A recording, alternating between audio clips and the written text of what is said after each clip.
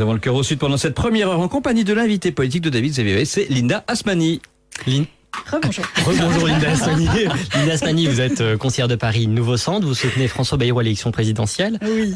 Qu'est-ce que vous pensez de la proposition de Nicolas Sarkozy sur les enseignants et sur l'éducation nationale? Finalement, il avait dit, François Hollande dit que des conneries, pas possible d'embaucher 60 000 fonctionnaires. Et hier, il est revenu dessus en disant...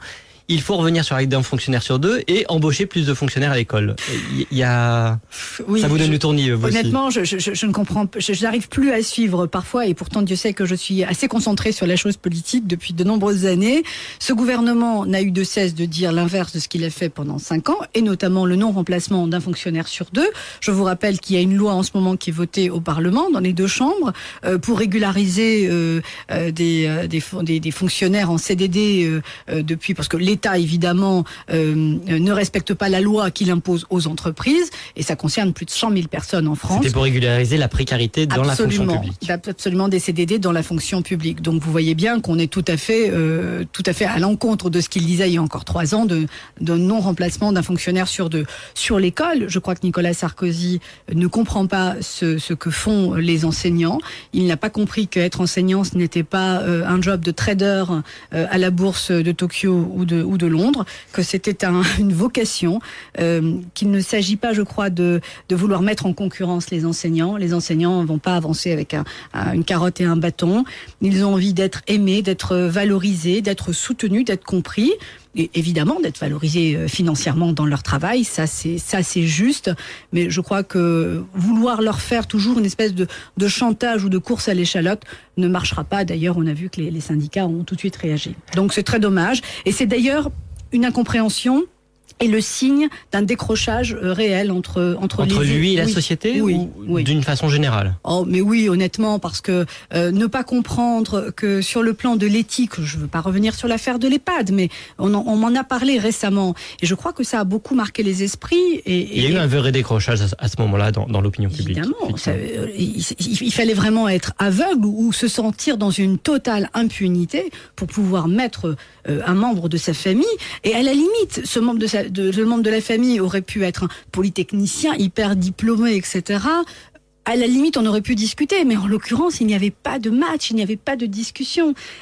La chose était tellement énorme. Alors, je sais bien qu'en politique, plus c'est gros, plus ça passe, mais là, quand même, c'était un éléphant. Hein. Alors, une de vos anciennes collègues du centre, Ramayad, commence à se rapprocher de Nicolas Sarkozy, ou du moins Nicolas Sarkozy essaye de récupérer Ramayad.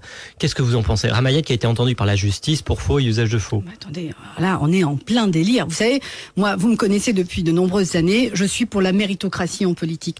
Et je crois que quand on donne à quelqu'un quelque chose qu'il n'a pas mérité, quelque chose qu'il n'a pas longuement désiré, pour lequel il ne s'est pas battu depuis toujours, je pense aussi à Rachida Dati à Paris, qui aujourd'hui, quand même, se présente contre le Premier ministre. Tout ça est quand même à mourir de rire.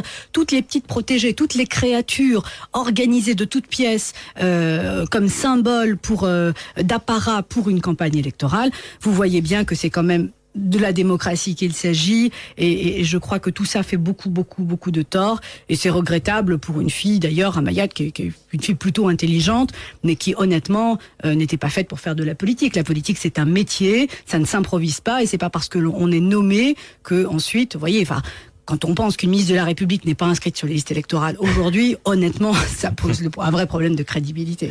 Linda Asmani, justement, venons-en à Paris. Vous êtes candidate aux législatives en juin prochain. À côté de Pierre Lellouche.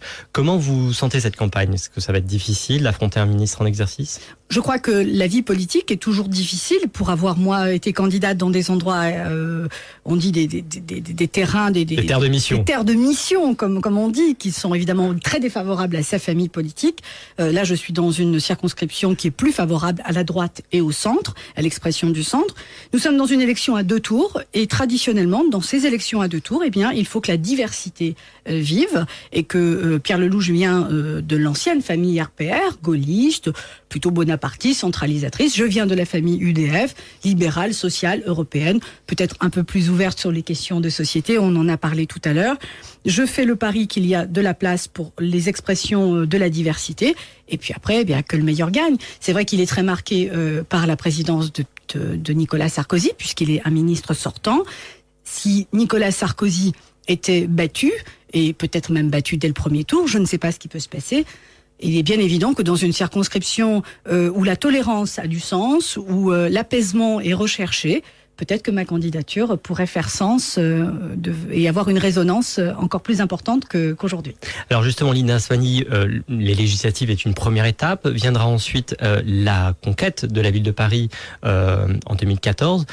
Quelle est, selon vous, la meilleure personnalité à droite et au centre pour reprendre Paris à Delanoë? C'est l'Arlésienne. Est-ce qu'on gagne de l'argent si on donne le bon candidat ou la bonne candidate? Non, il n'y a pas de pari ouvert, mais selon vous. Je plaisante. Il est trop tôt pour lancer les paris. C'est vrai qu'il est trop tôt. Je crois que d'ailleurs la gauche a été le meilleur exemple pour nous dire que les Parisiens veulent des Parisiens. Ils veulent des gens qui leur ressemblent. Ils veulent des gens qui habitent dans Paris. Pas de parachutage selon vous? Non, pas de parachutage. Donc, ni François Fillon, ni une Rachida Dati qui a finalement... On l'oublie, mais elle est arrivée récemment. Oui, c'est assez cocasse d'ailleurs. Elle est arrivée il y a 3 ans. Donc leurs relations bilatérales sont quand même assez cocasses à elle et au Premier ministre. D'ailleurs, je ne crois pas, je ne suis pas dans le secret des dieux, mais je ne crois pas que le Premier ministre soit intéressé par Paris dans le cadre des municipales. Il est évidemment candidat aux législatives, il l'a dit, et ça c'est acté, et il est en campagne, mais en aucune façon, je le crois, intéressé. Paris, vous savez, c'est compliqué. C'est compliqué. Il y a les gens qui sont en place, il y a la sociologie parisienne qui évolue, et il y a, de mon point de vue, une incompréhension de plus en plus forte. De la même façon qu'il y a un fossé qui se creuse entre Nicolas Sarkozy et les citoyens français, eh bien, il y a un fossé de plus en plus grand entre la droite parisienne, celle de l'UMP, avec les Parisiens. Qui est majoritaire. Qui est malheureusement entre guillemets groupe, par rapport dans l'équilibre de la droite. Bien sûr, qui est le groupe de l'opposition le plus important. Mais vous savez, après l'élection présidentielle et législative, je serais heureuse de revenir vous voir et d'analyser avec vous comment la recomposition du paysage politique se fait sur le plan national et sur le plan parisien. Et je ne suis pas certaine que le groupe centriste ne soit pas plus important. Vous pensez qu'il y aura un rééquilibrage selon vous? De toute façon, quoi qu'il arrive au niveau national et local, après la présidentielle, il y aura un rééquilibrage de l'UMP, enfin une explosion de l'UMP, une recomposition de l'UMP. À l'évidence, moi je fais le pari que la droite ne se gagne pas, la France ne se gagne pas à l'extrême droite. On ne gagne jamais sur ses extrêmes, on gagne toujours sur son centre, et à Paris, c'est encore plus vrai. Finalement, Hollande, c'est un nouveau Chirac. Je crois qu'il est assez bon, honnêtement. Moi, évidemment, je ne suis pas charmée par l'ensemble de son programme, en tout cas pas par les 75% de taxation. Je ne sais pas exactement ce qu'il a voulu dire. Peut-être qu'il s'en expliquera plus longuement. Il a toujours dit qu'il aimait pas les riches. En même temps, on peut pas lui faire le reproche. On peut pas faire le reproche au président de la République d'aimer les riches. Vrai, je crois mais oui, justement, ils sont trop caricaturaux et l'un et l'autre. Je crois qu'on peut être dans quelque chose de plus modéré. Et puis voilà. Et c'est pas parce que il ne faut pas soi-même être pauvre pour comprendre ce que vivent les gens dans la difficulté. Pour autant, je crois qu'il faut un peu de sobriété dans la vie politique et aussi un peu d'amour, peut-être, si vous me le permettez, pour finir. Justement, on va parler d'amour après, justement, à la pub, parce que David, il y a un thème qui est très présent dans cette campagne, c'est le mariage gay, c'est l'homoparentalité, etc. On va en parler justement avec les questions de société, parce que effectivement, les questions économiques ont complètement parasité les 5 dernières années, économiques et fiscales, et finalement, les questions de société, que ce soit le mariage gay, l'euthanasie, que ce soit d'autres thématiques, ont complètement été occultées. Il faut un peu de douceur dans ce monde de brut et sans doute apaiser un peu les choses. Le climat est très tendu, on l'a vu hier, on le voit dans la campagne électorale. Les Français ont besoin aussi de rêver, ils ont besoin de se sentir aimés, ils ont besoin de se sentir protégés. Alors, avis aux candidats. Merci beaucoup Linda Asmani. Je rappelle que vous êtes conseillère de Paris sous étiquette Nouveau Centre, mais est-ce que vraiment Nouveau Centre ou pas encore François Bayrou. Bayrou.